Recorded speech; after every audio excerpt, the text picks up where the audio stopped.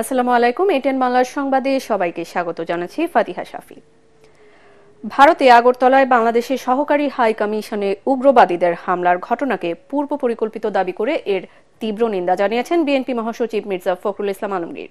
গণমাধ্যমে পাঠানো বিবৃতিতে তিনি বলেন, সহকারী হাই কমিশন প্রাঙ্গণে ভাঙচুর ও বাংলাদেশের জাতীয় পতাকায় আগুন দেয়া ভিয়েনা কনভেনশনের সুস্পষ্ট লঙ্ঘন। বিবৃতিতে ভারতের অভ্যন্তরীণ রাজনীতির কৌশল হিসেবে বাংলাদেশে ধর্মীয় উগ্রতা ছড়ানোর চেষ্টা দুদেশের সম্পর্কে দীর্ঘস্থায়ী টানাপোড়েন সৃষ্টি করবে বলে আশঙ্কা প্রকাশ করেন তিনি। দীর্ঘ আন্দোলনের মাধ্যমে পাওয়া নতুন বাংলাদেশের নাগরিকদের গণতান্ত্রিক আকাঙ্ক্ষার প্রতি ভারত শ্রদ্ধাশীল হবে বলে আশা প্রকাশ করেন বিএনপি মহাসচিব। ভারত সাম্প্রদায়িকতাকে উস্কে দিয়ে বাংলাদেশকে অস্থিতিশীল করার চেষ্টা করছে বলে অভিযোগ করেছেন বিএনপির সিনিয়র যুগ্ম মহাসচিব রুহুল কবির রিজভী।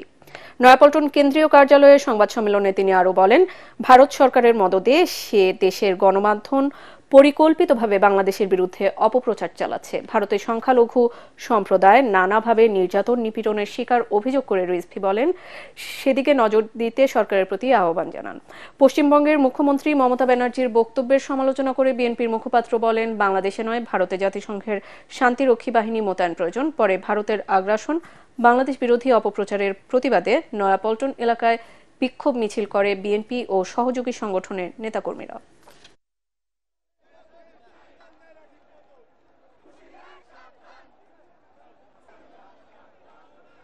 ভারতের চরম সাম্প্রদায়িক সংগঠন বিজেপির প্রত্যক্ষ মদদে উস্কানিতে বাংলাদেশে অস্থিরতা সৃষ্টির অপচেষ্টা চালাচ্ছে। ভারতের সাধারণ জনগণের বিরুদ্ধে বাংলাদেশের জনগণের কোনো শত্রুতা নেই, কিন্তু চরম উগ্রবাদী বিজেপি যদি বাংলাদেশের বিরুদ্ধে যুদ্ধ ঘোষণা করতে চায়, তাহলে বাংলাদেশের দেশপ্রেমিক প্রতিটা মানুষ এদেশের স্বাধীনতা সার্বভৌমত্ব রক্ষায় রুখে দাঁড়াবে। আমরা আন্তর্জাতিক মানবাধিকার সংগঠনগুলোর প্রতি আহ্বান জানাই, ভারতের যে রাজ্যগুলোতে সংখ্যালঘুদের উপর নির্যাতন হচ্ছে তার তদন্ত করুন, দায়ীদের বিরুদ্ধে কঠোর পদক্ষেপ নিন। মোদি মমতাদের বলবো, নিজেদের ঘর সামলান। কলকাতায় শান্তি প্রতিষ্ঠা, মুসলিমদের নিরাপত্তা নিশ্চিত ও উগ্রবাদীদের রুখতে জাতিসংঘের শান্তিরক্ষা বাহিনী মোতায়েন করার আহ্বান জানিয়েছেন গণ অধিকার পরিষদের সাধারণ সম্পাদক রাশেদ খান। রাজধানীতে এক সংবাদ সম্মেলনে তিনি আগরতলায় বাংলাদেশ হাইকমিশনের হামলাকে ভারতের পূর্ব পরিকল্পিত উল্লেখ করে বলেন, শেখ হাসিনার ক্ষমতাচ্যুত হওয়া ভারত মেনে নিতে পারেনি, ফলে বাংলাদেশের মসজিদ মন্দিরে হামলা চালিয়ে ভারত সাম্প্রদায়িক দাঙ্গা লাগানোর পায়তারা করছে বলেও মন্তব্য করেন তিনি। এ সময় তিনি বলেন, শান্তি রক্ষায় মমতা বন্দ্যোপাধ্যায় পুরোপুরি ব্যর্থ হয়েছে। ভারতের রিপাবলিক ওয়ার্ল্ড অফ ইন্ডিয়া সহ একাধিক গণমাধ্যমে আইনজীবী সাইফুল ইসলাম আলিফকে চিন্ময় কৃষ্ণ দাসের আইনজীবী দাবি করে জঘন্য মিথ্যাচার করা হয়েছে। গত 2 ডিসেম্বর আগরতলায় বাংলাদেশি উপ হাইকমিশনে হামলা বিজেপি সরকারের অপতৎপরতা ও বাংলাদেশকে নিয়ে ভারতের ষড়যন্ত্রের অংশ বলে আমরা মনে করি। বাংলাদেশ সনাতন জাগরণ মঞ্চের মুখপাত্র ও চট্টগ্রামের পুণ্ডরিক ধামের অধ্যক্ষ চিন্ময় কৃষ্ণ দাস ব্রহ্মচারীর জামিন শুনানি হয়নি। আজ শুনানির দিন ধার্য থাকলেও তার পক্ষে কোনো আইনজীবী শুনানি করেননি। এ সময় রাষ্ট্রপক্ষ মামলাটি শুনানি না করে সময়ের আবেদন করেন। আদালত জামিন শুনানির জন্য আগামী বছরের 2 জানুয়ারি দিন ধার্য করেন। গত 25 নভেম্বর রাষ্ট্রদ্রোহের অভিযোগে ঢাকা থেকে চিন্ময় কৃষ্ণ দাসকে গ্রেফতার করা হয়। পরদিন চট্টগ্রামের আদালত জামিন নামঞ্জুর করে তাকে কারাগারে পাঠানোর নির্দেশ দেন।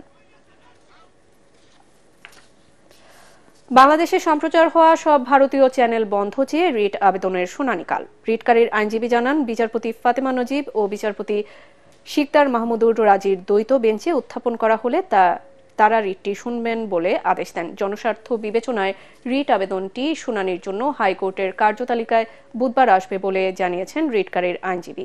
এর আগে সোমবার বাংলাদেশে ভারতীয় সব টিভি চ্যানেলের সম্প্রচার বন্ধ চেয়ে হাইকোর্টে রিট দায়ের করা হয়। রিটে কেবল টেলিভিশন নেটওয়ার্ক পরিচালনা আইন 2006 এর 19 ধারা অনুযায়ী ভারতীয় সব টিভি চ্যানেলের সম্প্রচার নিষিদ্ধ করতে বলা হয়েছে। একই সাথে বাংলাদেশে ভারতীয় টিভি চ্যানেলের সম্প্রচার বন্ধে কেন নির্দেশনা দেওয়া হবে না তা জানতে চেয়ে রুল জারির আর্জি জানানো হয়।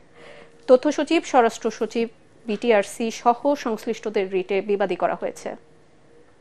আমাদের দেশের কোনো একটা চ্যানেল ভারতে প্রচার করে না, অথচ এদের চ্যানেলগুলো আমাদের দেশে ভালো প্রচার হচ্ছে।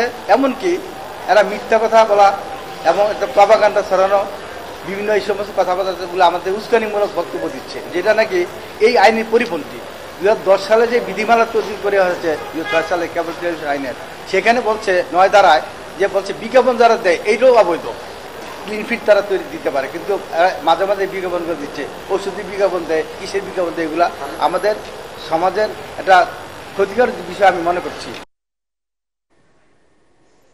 পরবর্তী সংবাদ দেখার আমন্ত্রণ জানিয়ে এখনকার মতো শেষ করছি। এটিএন বাংলা সংবাদ ইউটিউবে দেখতে ব্রাউজ করুন youtube/ATN বাংলা নিউজ। সাথে থাকার জন্য ধন্যবাদ।